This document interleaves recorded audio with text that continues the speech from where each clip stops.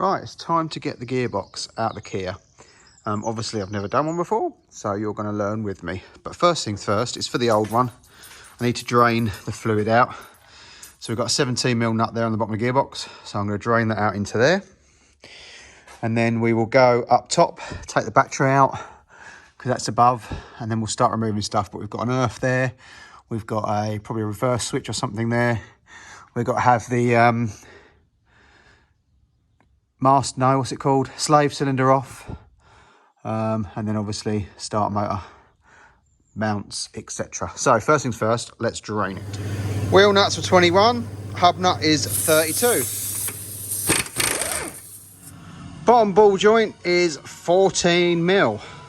There you go, drive shaft's out. Obviously popped the bottom ball joint, pulled it out, pulled the shaft out, and then just popped it out the gearbox with a pry bar. So now we're pretty much free this side to drop the gearbox. Switch, pull the tab, undone. The slave is held on with two 12mm. The earth is held on with a 12 as well. Start motor has that one plug, 13mm holding the live on, and two 14mm at the front there. Right, I've come up to the top now. Obviously all the battery and all that's all out the way, because the garage already started stripping it down. So this is what I'm left with. There is a bolt holding the hose on for the slave. It's a 13, but it doesn't look original, so I'm guessing it would have been a 12 originally. And then I've got to pop off the select cables. And then there's that plug there for another switch of some kind. Cables have already been popped off, so I've just got to unbolt them. So I'll do those bits now. I'm going to undo this top mount first and get this off. And then when it's up in the air, I can take the bottom mount off and lower it down the transmission jack. So I will start working my way through these bits. I've started going around and undoing the gearbox bolts. I've made myself a little map in cardboard.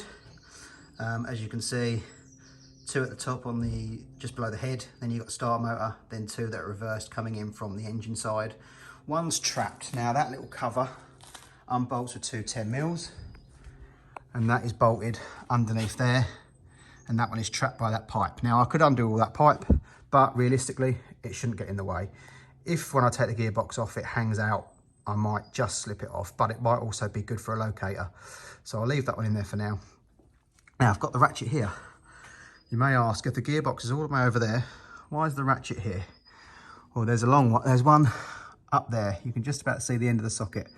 And there is curved brackets all the way along to allow you to get a long extension bar in from here. So let's get that one undone and keep going. And there we go.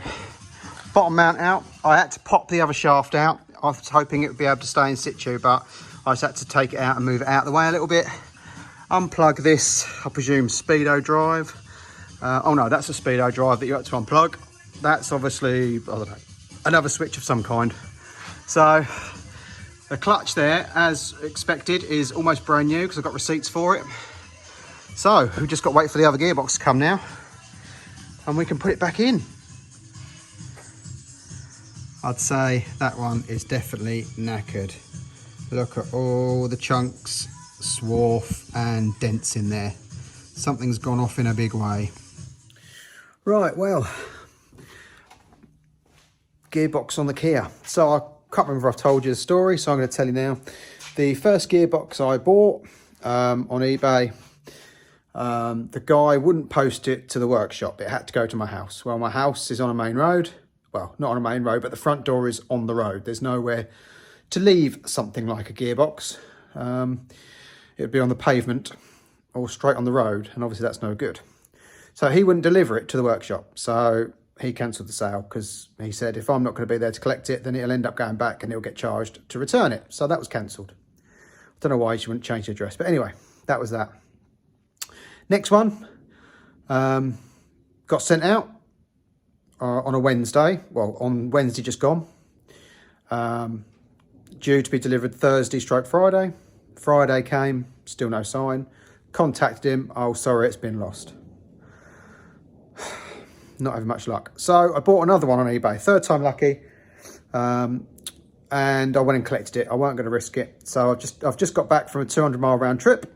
So let's offer them up and make sure it's exactly the same. The codes all match up, so fingers crossed. So let's just put them side by side and have a look.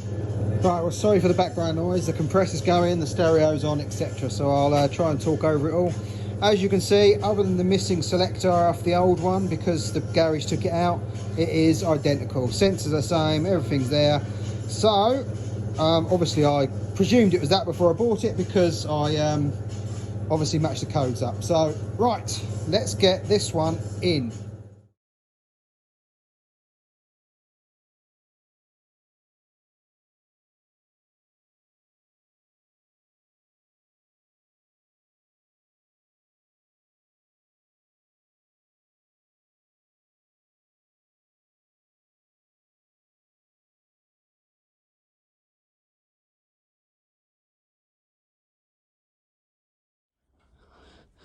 Right, well, my battery ran out.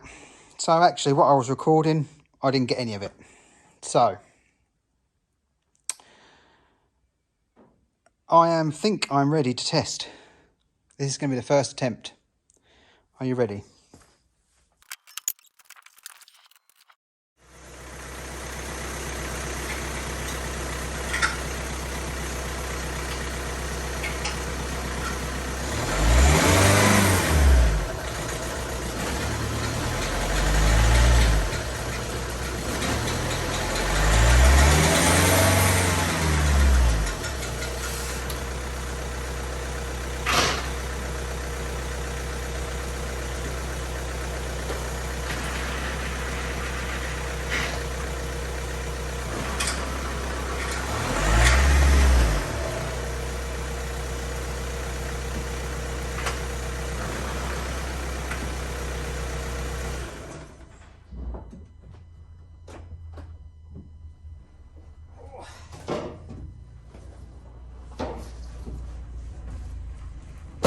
Right, well, that appears to be a win.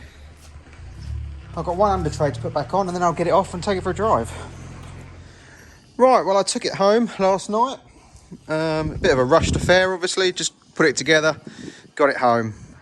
It's all right. It does crunch a little bit into reverse. So either the gearbox I've bought has a crunchy reverse that you never told me about, or it needs setting up, or the cables need, you know, adjusting, or they're a bit slack or whatever. But what I'm going to do is bleed the clutch. Because obviously I've not done it since it's all gone back together, so it's best to just give it a quick bleed. And also, when I put the gear cables on, I used split pins because I didn't have the right clips, but I found them in the car. So I'm going to get back to the cables, which means I've just got to probably, I don't know if I'll be able to reach down, or whether I've got to take the battery back out again, but whatever. And put them on properly and just double check all the cables, make sure they're all right. So, right, let's bleed the clutch. So the slave is just there.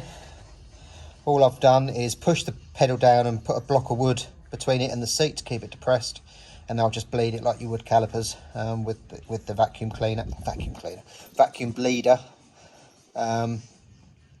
just to make sure that there's no air in the system.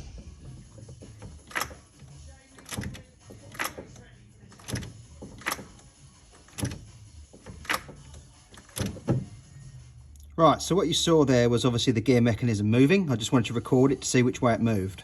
What I noticed before, on the previous attempt, I'd accidentally deleted the video, but the gear selector was moving over and hitting this pipe, the clutch pipe. So it wasn't, it was like having resistance. So I'm wondering whether that's why I wasn't getting reverse very easily.